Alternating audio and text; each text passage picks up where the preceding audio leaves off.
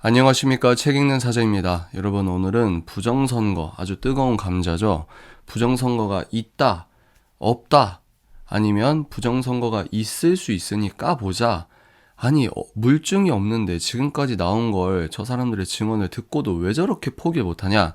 라는 식의 의견이 소위 말해서 우파 진영 내에서도 첨예하게 갈리고 있습니다.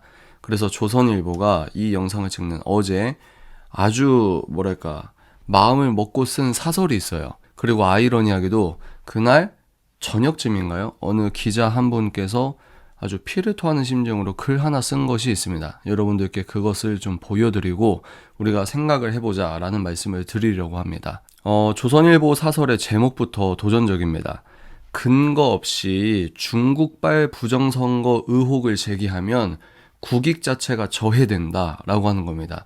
이미 이 제목만 듣고도 욱하시는 분이 많아요. 그리고 언제적 조선일보냐 이런 분도 있는 걸로 알고 있습니다. 그러나 우리가 좀 차분하게 읽어보도록 하겠습니다. 무엇이라고 이야기하는지. 지금 윤석열 대통령 대리인단이 헌법재판소 탄핵 심판에서 중국이 우리나라 선거에 얼마든지 관여할 수 있는 상황, 야당이 친중인 걸 고려하면 비상계엄이 불가피했다. 그러니까 지금 윤 대통령 측은 계엄 자체가 정당하다라는 논리로 계속 이야기를 해야 되기 때문에 이게 어떻게 준 전시 상황인지를 설명을 해야 되는 입장입니다. 그런데 아직 크게 벌어지지 않는, 그리고 물밑에서 이뤄질 수 있는 그런 일들의 위중함을 입증하려고 하니까 이게 참 어려운 부분이죠. 왜? 드러나지 않았으니까. 또 뭐라고 했냐?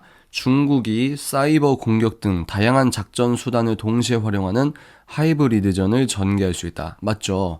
그래서 미국의 해사인가요? 해군사관학교나 육사나 미국의 군인들에게 필수 독서 중 하나가 초한전이라는 책입니다. 중국 사람이 쓴 책인데요. 그러니까 전쟁은 재래식 무기로 총을 쏘고 이것만 전쟁이 아니라 댓글전, 사람을 포섭하거나, 그러니까 우리가 생활 가운데 만날 수 있는 모든 것이 전쟁의 도구일 수 있고, 그런 제한된 재래식 전쟁이 아니라 모든 것을 전쟁에서 우리가 활용할 수 있다. 이런 내용입니다. 책을 막상 보시면 되게 깊고 되게 무서워요.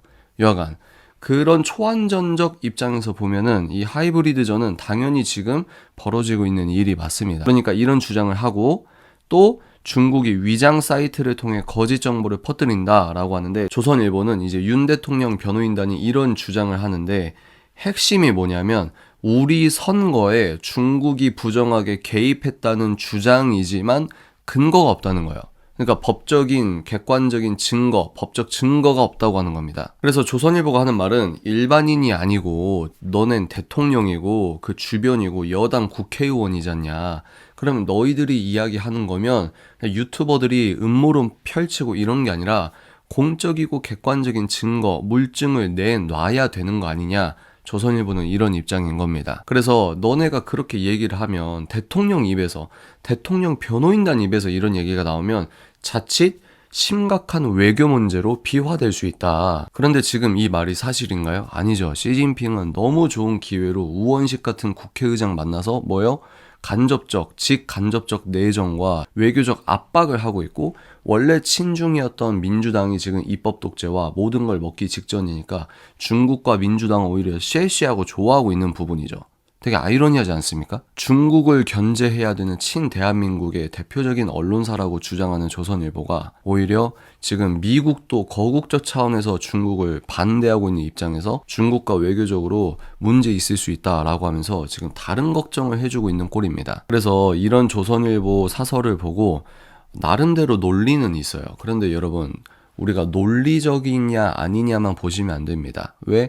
아무리 논리적이어도 틀린 말이 있고 좀 논리가 덜하더라도 맞는 말이 있는 겁니다. 제가 대표적으로 그래서 어떤 이야기를 해드리죠? 히틀러 연설문이나 김정은 연설문도 논리적입니다. 근데 그 틀리잖아요. 그러니까 논리만 보면 안 된다. 조선일보에서 나름 논리를 갖고 글을 썼어요. 그러니까 그런 이야기 하려면 물증을 갖고 얘기해라 제발, 이렇게 얘기하는 거죠. 그런데 이런 와중에 백종욱 국정원 3차장, 이분이 2023년 선관위 서버를 점검했던 분인데 선관위 서버 5%만, 전체도 아니고 5%만 봤는데도 매우 보안에 취약했다. 이거는 여러분들 많이 알고 계실 겁니다.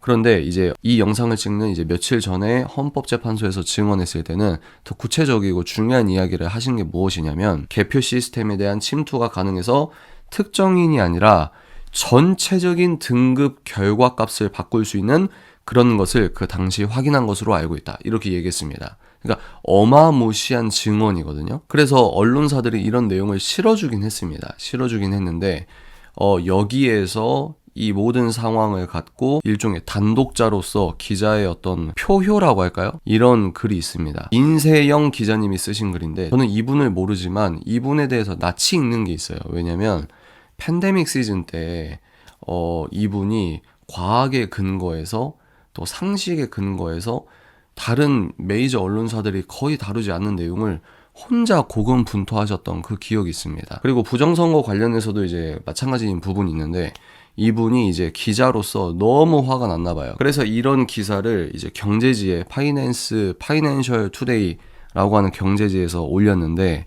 그 내용이 가히 충격적입니다. 제목이 뭐냐?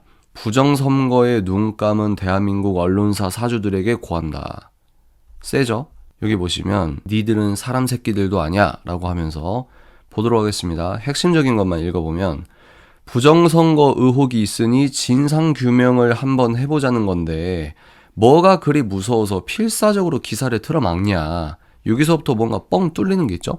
그러니까 부정선거가 있어 이게 아니라 부정선거 의혹이 있고 합리적으로 우리가 야 이러면 좀 심각한 거 아니야? 라고 할 수 있고 또 개표 사무소에서 중국인을 고용했다고 선관위 사무총장이 이야기를 하니까 이거 좀 뭔가 의심스러운데? 그리고 대법관과 선관위원장과 이게 유기적으로 다 연결되어 있는 부분이 있으니까 이게 객관적으로 제대로 판단할 수 있겠나? 라고 하는 부분. 그러니까 그 의혹을 한번 진상규명해보자고 하는 건데 뭐가 그렇게 무섭냐라고 하는 거죠. 그래서 이분이 뭐라고 하냐. 2월 11일 헌법재판소에서 엄청난 폭로가 나왔고 이건 정말 큰 거야 라고 의미를 부여해 주는 거죠. 국정원이 조사해보니 중앙선관위 선거 시스템 망 분리가 안 돼 있다. 망 분리가 돼 있느냐 안 돼 있냐 이게 되게 첨예했던 부분이거든요. 근데 망이 분리가 되어야만 이제 외부에서 들어오질 못하는 겁니다. 그런데 망 분리가 안 돼 있다라고 얘기를 하는 거예요. 그래서 맘만 먹으면 부정선거가 가능하다고 폭로를 했다. 통합선거인명부 역시 조작이 가능하고 해킹으로 선거 데이터 조작도 가능하다는 국정원 차장의 폭로가 나왔다. 그러면 이분 입장에서는 그러면 당연한 수순은 뭐냐면 그러니까 서버를 한번 드러내서 검증을 해보자. 보자. 이럴 가능성이 있다고 전문가가 얘기를 했고 그러면 우리가 한번 보는 게 왜 문제가 되는 거냐라고 하는 겁니다. 그런데 이분이 이제 언론인이기 때문에 그 다음에 얘기하는 게 뭐냐면 헌법재판소 탄핵심판 심리 과정에서 이런 엄청난 증언이 나왔는데 언론사가 이걸 보도 안 한다? 너네 왜 그런 거냐? 부정선거 파보자 라고 하면 노조가 들고 일어날까봐 무섭냐? 아니면 광고주가 다 떨어져 나갈까봐 그러냐? 그래서 이분이 뭐라고 외치냐? 눈 앞에 드러나 있는 거악의 눈을 감는 대한민국 언론사들. 그 악의 실체는 부정선거뿐만이 아니라 바로 진실에 눈 감고 불의와 타협한 너희들이야!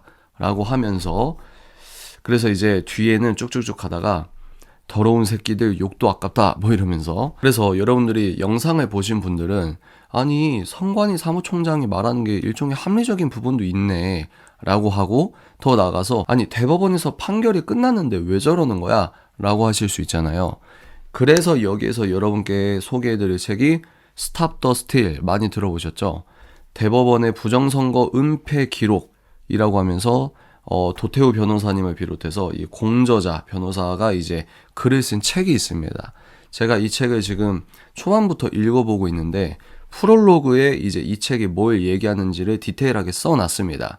그 프롤로그에서 대법원이 이런 식으로 판결을 했구나라는 부분을 보면 충분히 합리적으로 이건 문제가 있네 라고 할 수 있는 의식이 생길 수 있습니다. 충분히 설득력이 있는 내용이 있어요.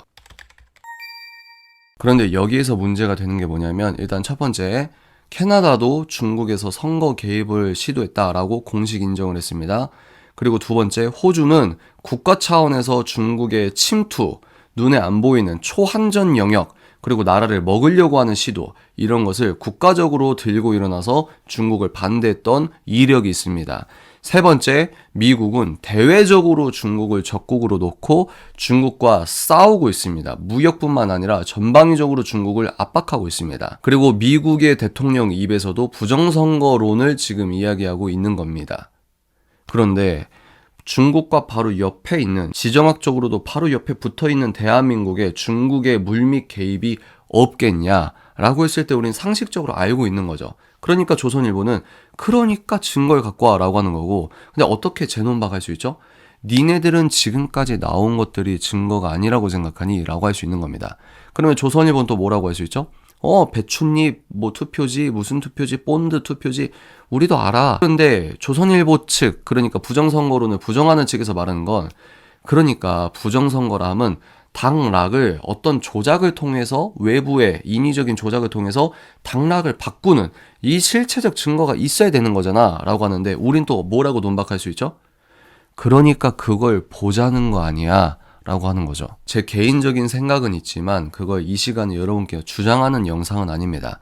그런데 조선일보의 이 논조, 소위 말해서 보수 우파 진영에서 부정선거론을 얘기하면 너무 이상한 취급하는 이 이상한 집단들 있잖아요. 특히 조선일보 사설에 대해서 한마디로 논박을 하자면, 뭐가 국익을 저해하고 있는지 다시 한번 곰곰이 생각을 해봐라, 이런 말씀을 드리고 싶습니다. 그래서 저는 어떻게 생각하냐면, 음모를 밝히는 쪽이 불리한 게 있어요. 음모를 밝히는 쪽이 무엇이냐면, 음모를 밝히려고 하는 쪽은 이게 음모고 이것은 음모론이고, 이 정확한 경계선을 이쪽 영역에서는 만들 수가 없습니다. 왜? 애초에 모르는 걸 파는 입장이기 때문에 뭐가 진짜 음모고 이것은 단순히 너무 빠진 음모론이고, 이것을 구분을 하지 못하는 스탠스에서 정보를 캐내려고 하기 때문에 구조적으로 불리한 부분이 있거든요. 그래서 뭡니까? 최대한 신중한 스텝을 나가야 된다. 이게 제 입장입니다. 그럼에도 불구하고 지금 헌법재판소에서 아니 성관이 사무총장 입에서 중국인 고용했다고 하잖아요. 그리고 국정원 차장이 지금 뭐라고 합니까? 망 분리가 안 돼 있다. 안 돼 있다는 건 뭡니까? 이 망이 합쳐진 걸 통해서 얼마든지 조작이 가능하다라고 얘기했으니까 그래? 그러면 한번 보자 라고 하는 것이 국민 상식으로 점점 무게추가 강하게 실리고 있다는 거죠. 여기에서 요즘에 조갑제나 정규제나 이 마탱이가 간 분들 있잖아요. 이런 분들이 왜 나오냐? 조선일보 사설 이런 글들이 왜 나오냐? 이분들은 일종의 뭐랄까요? 설마 그러겠냐라고 하는 어떤 유리 감옥에 갇혀 있다. 저는 그렇게 봅니다. 설마, 야 내가 기자야. 설마 뭐요? 나름 진실에 가장 가깝게 다가갈 수 있다고 하는 그 유리한 어떤 포지션 자체가 등잔 밑이 어둡다고 가장 잘 속을 수 있는, 처음에는 기자들이 음모론이라고 치부했는데 나중에는 진실로 드러난 게 얼마나 많습니까? 그러니까 유리 감옥에 본인이 갇혀 있어서 정작 국익을 저해야 하는 사람이 누구인지 깨달아야 되는데, 여기에선 자기가 틀렸다라고 하는 겸손한 직시와 인정이 필요하기 때문에 도덕적으로 윤리적인 어떤 이 고해성사를 요구하거든요. 그래서 결론입니다. 모르면 가만히 있어라. 너희들 프레임이면 트럼프부터 말이 안 되는 사람이다. 트럼프 면전에서 그런 얘기 할 수 있으면 합격. 그러나 그렇게 하지 못한다면 유튜버보다 못한 기자가 되는 것 아니겠는가. 다음 영상에서 찾아뵙겠습니다.